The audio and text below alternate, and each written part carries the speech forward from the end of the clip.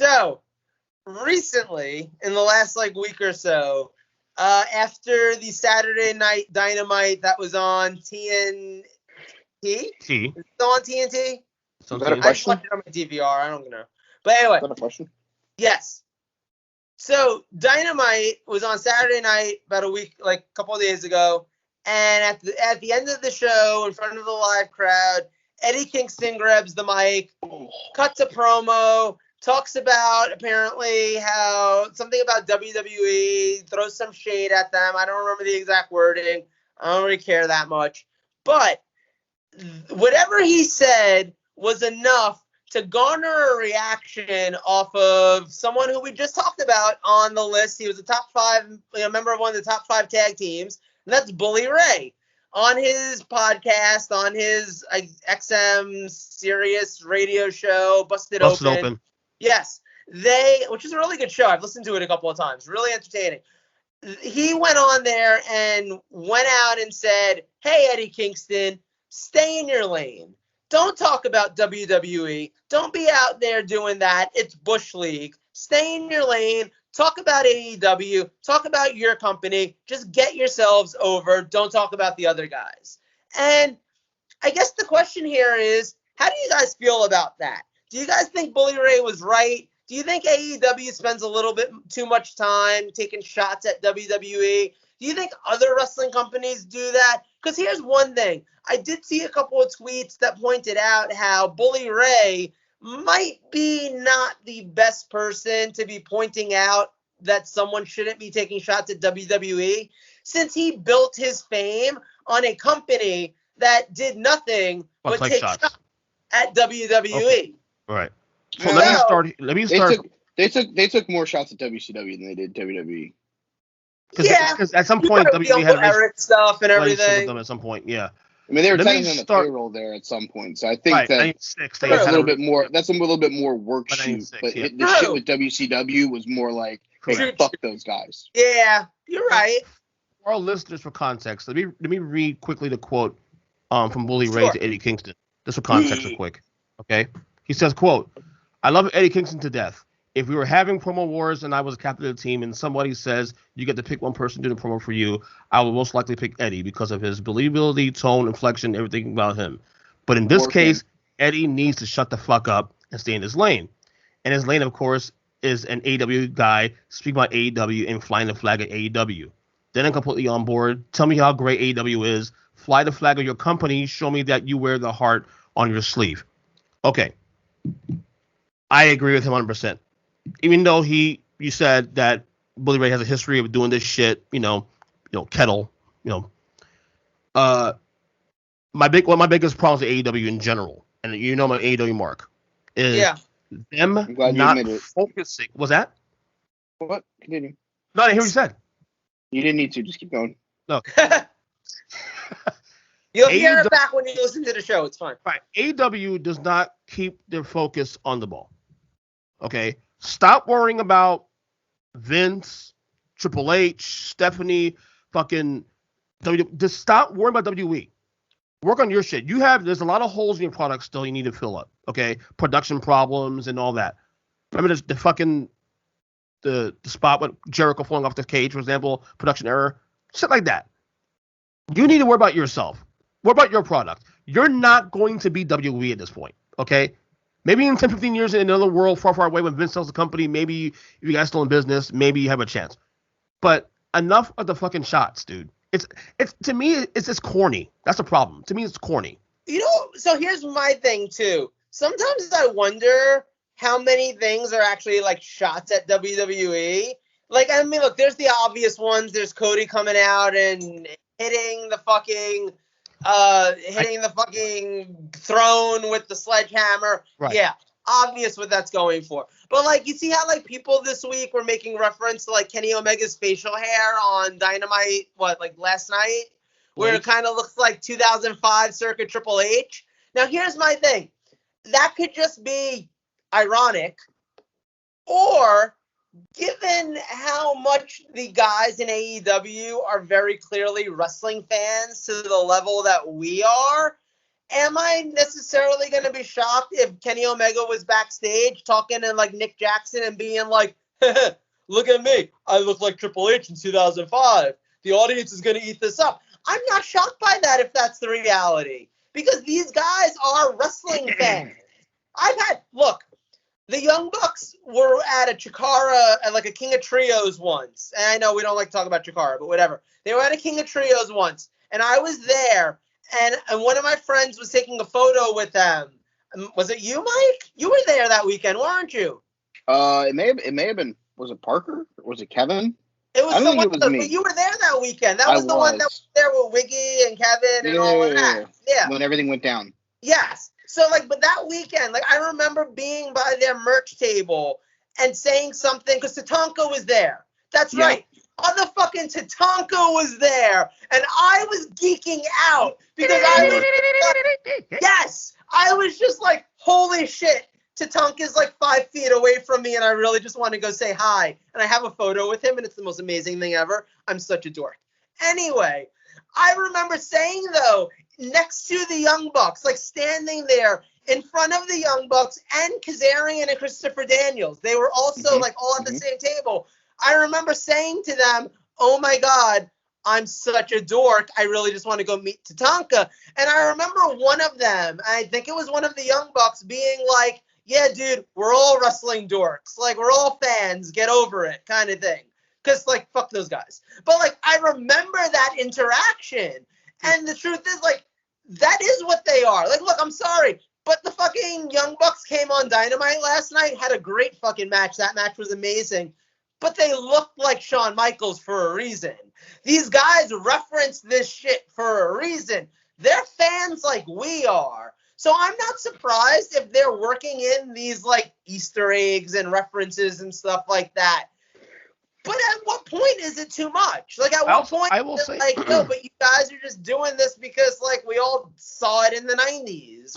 I will say in the case of the Bucks, though, especially for the Bucks, because everyone shits on them anyway, that it is fucking doing it just to piss people off. They know to piss everybody off. 100%. They're getting heel heat. 100%. Yeah, real fucking heat. Yes. Agreed. Michael? All right. Number one. The last 3 companies that have really decided to go after other companies on a major scale have all ended up fucking closing. Yeah. WCW, gone. ECW, gone. I think Memphis back in the 80s tried to go after Vince too. Gone. That's my point here. Maybe it is better for you to fly the flag of your own company. But here's the thing. I'm not mad at Eddie Kingston. Okay. I love Eddie Kingston. I love Eddie Kingston because that's the way that Eddie Kingston's always been. Yes. Eddie Kingston ain't changing for a motherfucker, and it don't matter who tells him to stay his lane. If Eddie feels his way about something, Eddie's going to tell you how he feels. That's when Eddie, since he was in Ring of Honor, that's when Eddie, since he's been in Chikara, IWA Mid-South, don't matter. That's the War King. So Bully Ray telling him to stay his lane, cool. Telling him worried about his own shit, cool. But at the end of the day, Eddie Kingston ain't the one that's doing the production shit. Eddie Kingston ain't the one that's out there fucking making these decisions to dress up like fucking Hulk Hogan and the Rockers and fucking trying to be fucking cheesy ass heels. Eddie Kingston is doing Eddie Kingston things. And at the end of the fucking day, in an industry where everyone kisses each other's asses to get fucking title pushes and wins and character fucking builds, matter of fact, Eddie Kingston's been the same motherfucker from day one. I respect Eddie Kingston more for that because that is what it's about. Didn't Eddie Kingston work at WWE? He tried out for WWE. Okay. He tried out for WWE. He did. Didn't sign him. Right. But at the end of the day, that's the thing. Eddie isn't mad that he didn't get signed. Eddie's just being Eddie. And that's what I take away from this. And that's the thing. The raw emotion of Eddie Kingston, the human being, that's the guy I want behind me going to war every time. And him sitting there saying, they're stupid and this and all the shit that whatever he said. Take it with a grain of salt. But he's also trying to fire up his own guys because they're going on tour in a week, 5 days. Yeah. We gonna be there. But maybe this is an approach that no one's thinking about. Maybe this is Eddie knowing that the people are listening backstage and knowing that we're getting back in front of different fans. They've been in front of fans for the last however long. But here's the thing. in the back of everyone's head, WWE is going to start touring again, and they're going to be filled. People are not going to not go because it's WWE and not AEW. Like, let's fucking be real. Right. We've been locked inside of our houses basically for a year and a half. I don't care if it's WWE, NWA, Impact, fucking AEW, your mom's podunk fucking wrestling fucking company. If there's a fucking wrestling show that I think I can go to right now, I'm probably going to fucking try my best to go to it. Because at the end of the day, I haven't been able to see live wrestling with the exception of WrestleMania in the last fucking calendar year. I would just like to interject and point out how I am the intergender North Carolina champion of your mom's podunk fucking wrestling company. That's fine. You can be the intergender champion. That's fine. I don't give a fuck.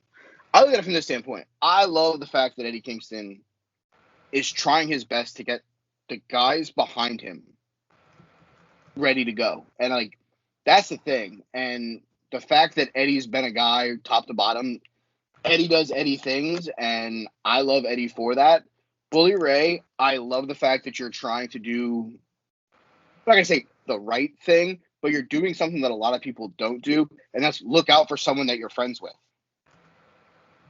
There's a lot of people that turn their back on you once you get signed or once you decide to do something else. Oh, yeah. So the fact that Bully is trying his best to tell Eddie, stay your lane, because what happens if tomorrow something happens and, you know, oh, Tony Khan's fucking going to jail for embezzlement or something like that. And now the only major company is WWE, and Eddie burned that bridge by cutting a promo in Jacksonville after a show. Like, at the end of the day, I think Bully's just telling Eddie, like, tone it down, do your stuff, worry about getting yourself over and fly the flag of your company, because you don't want to burn all the bridges to the ground. Right. There's a reason why Tessa Blanchard hasn't been seen on North American television since what happened with Impact. Right. Because every fucking bridge is fucking engulfed in flames. But do you think that in order to rev up the team, like you're saying, in order to get the guys in the back to be like, yo, let's go out, let's be the fucking #1 wrestling company. And I'm going to tell you, I know you say, and I know it's a joke with us, but it's also sort of true that Ernest is the biggest AEW mark. Give me AEW over WWE right now. I can't say that I tune in all that religiously to anything WWE, but I watch Dynamite every week, and I've even started watching Elevation, and if Dark wasn't 2.5 hours and 17 matches, I'd probably at least consider it. So, like, I'm loving AEW right now personally, but my question is, like, why couldn't the war call, why couldn't the rev up the team speech be, let's go out and be the fucking best because we are, as opposed to let's go out and be the fucking best because fuck WWE? Because I don't think that's the way that Eddie Kingston's characteristically built. Okay. I think that was Eddie speaking from the heart.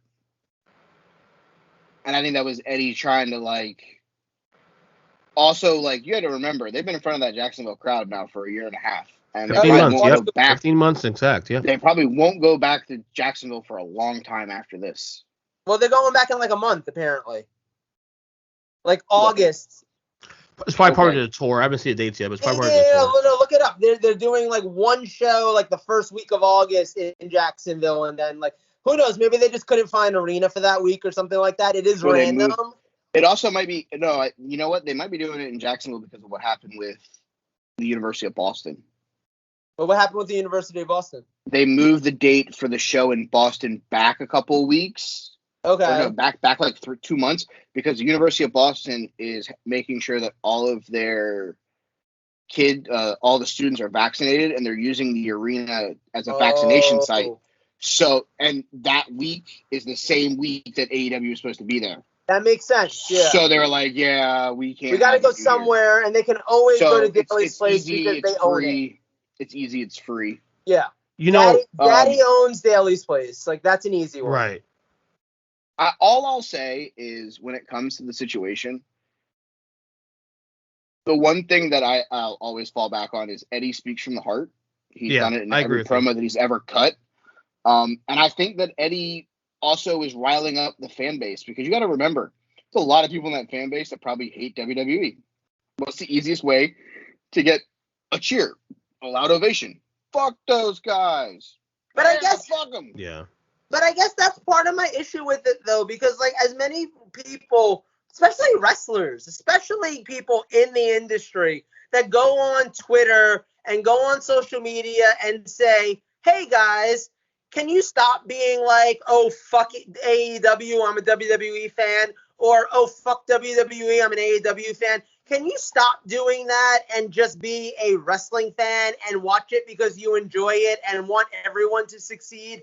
As many people do that on social media, to then go on their show and in front of their live crowd and be like, nah, but really, guys, fuck WWE. Like, I don't know. Like, the messaging is just so off to me. I would feel worse if it was one of the people that's actually going on Twitter saying that was them also going out. True. Right. Kingston I did feel not like done that. You're correct. I feel like whoever's doing the delivery of the message, like if it's Kenny Omega, some fucking like dork on that roster doing maybe one thing. Eddie Kingston's an authentic voice. No, let's be real here.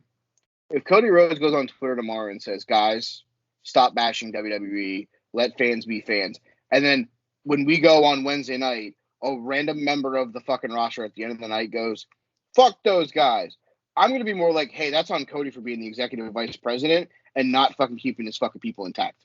Right. Like, if it's Omega coming out and saying, fuck WWE, then everyone's got free game to say it. If Kenny's going out on Twitter tomorrow and being like, guys, let Stanford be Stanford, let Jacksonville be Jacksonville, whoever wants to watch both, cool. I don't give a shit. Let everybody have fun. Like, fine. Then none of your people can come out and say something.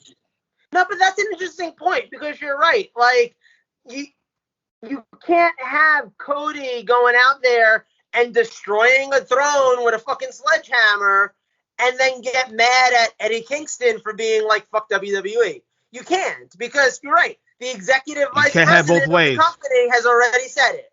You're right. No, you're 100% right. That's the thing. It's like, I think Bully's advice coming from him from the heart of just trying to get Eddie to hype up AEW is because I think Bully wants AEW to succeed the same way he wants WWE to succeed. Yeah. I just think he wants Eddie to go about it the way where it's like, let them shoot the fire. Like, let the executive vice president and let whoever on NXT or right. WWE, be petty. Like, you're a face. You're the third or fourth most over face in the company right now. You don't need the cheap cheer. Like, right. Get the cheer because you're leaving the show AEW. It's right. It's kind of the thing that I fall back to, and again, we don't talk about Chikara because of what happened with Chikara. Right. But Eddie Kingston, the promo after he won the grand championship. Yeah. Where he was like, I will die for this company. I will bleed for this company. If you think you're going to come into this company and not have to face me, you've lost your mind, And he ends it with making everyone chant Chikara. Like, do the same thing with AEW. Yeah, right. I agree. Don't leave it, fuck WWE.